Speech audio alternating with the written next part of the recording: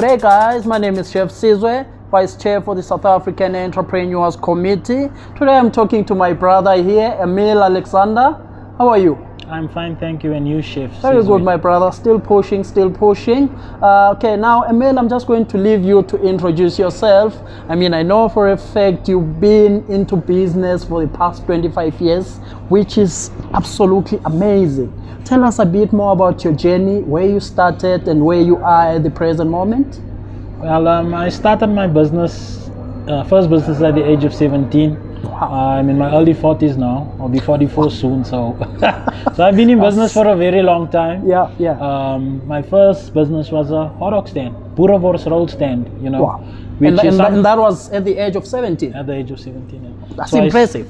So I saved a little bit of money. That time I saved like 300 Rand, wow, which was a lot back then, you know. Yeah. That was like, I think it was 1997, 98.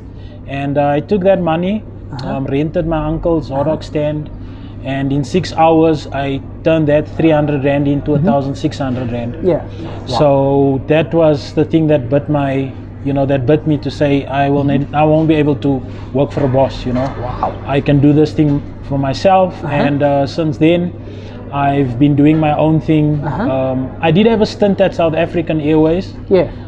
As a flight attendant, but that actually facilitated my entrepreneurial journey. Wow, that's quite impressive. So you say since 1997? Yeah, I remember it was 1997 at the jazz festival at the Zoo Lake, and that was the first business that I started. Since then I've had restaurants. I started my own brand. We were the first gourmet popcorn brand in South Africa. I had a shop in Monte Casino. I had franchised restaurants. Wow. And besides that, I've been in various other businesses. I did a online training business. I had a training business. I'm also into properties. That was probably my most successful business, the property business. Yeah. My very first property business, very first property at the age of 22. I bought a piece of land in the township. Wow. From, just saving every penny from all my little hustling ventures.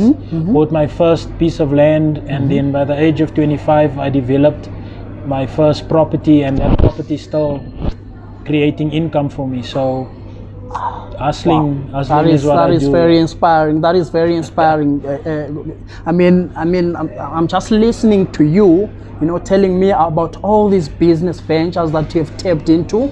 I'm sure I won't be able to cover all of them today, but we'll cover some of them. What informed your decision to actually start working for yourself? I know entrepreneurship is not for everyone. What informed you to start, going on this journey? What was your inspiration?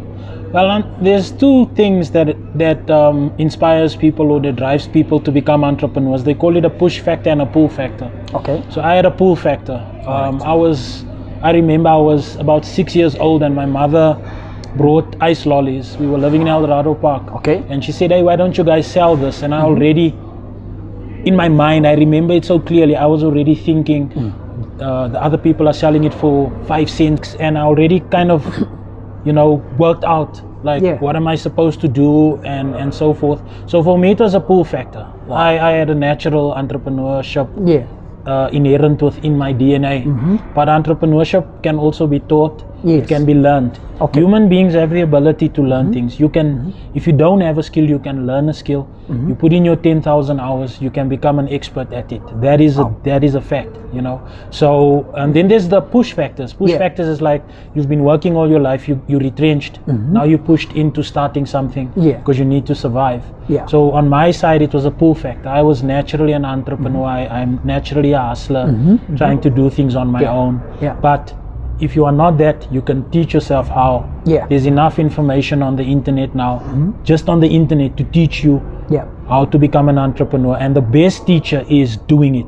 Wow. Just just taking the thing and doing it. And I love the fact that you're actually mentioning, the pull and push factors. I think it's very, very important for our chefs in the industry to understand it. I think, as you know, typical chefs obviously get trained to think in a certain way, and we are not necessarily trained to to be in the business space. So one of the things that we are doing as the South African Chefs Association Entrepreneurs Committee is to make sure that we empower and educate each other. So I love the fact that you're mentioning the push factor. Now, talking about educating our chefs to change their mindset, how best can we implement that? Would we have any advice? The thing is, there's been, for the past, I think maybe 300 years, 200 years, how it worked was that society went from the agrarian age into the industrialized age, right? That was the time when people's mindset were turned from hustling for yourself to working into factories.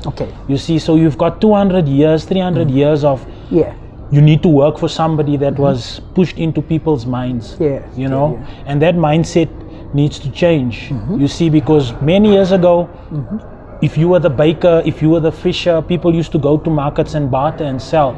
But because from going into the agrarian age into the industrial age, people started thinking that they need to go and work.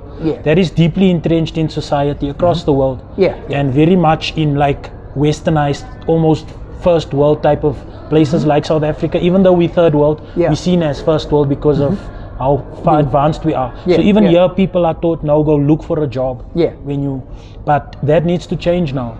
So I think COVID has taught us quite a lot. That COVID has taught us that now you need to change our mindset, yourselves, think differently on how we approach business. We can't view working for someone as the only achievement, or working for a big firm, or getting qualifications and going to get a successful job. Though we cannot dismiss the fact that it is what it is. We live in an industrial revolution. There will be people that are expected to work. But entrepreneurship is not for everyone. But we need to start tapping into the space of empowering each other, because it is there. As much as it's not for everyone, or as much as employment is not for everyone, entrepreneurship is not for everyone. But if we at least afford our chefs in the industry the opportunity to kind of like decide what they need to be and what fits into their passion, I think that will really help them to grow in the industry itself. So it's I don't know, would you have something to say about that? You know what, you have to have the skill, you have to have entrepreneurial skills now. It's like having any other skill. It can no longer be a thing of I'll use this example. I use this example when I had my business training entrepreneurs, is everybody can run. You understand? Some people are Olympic gold medalists. Other people can just walk 5 kilometers, but everybody can run. Everybody now needs to have entrepreneurial skills, and the reason for that is because of technology. It's happening now in the world where machinery and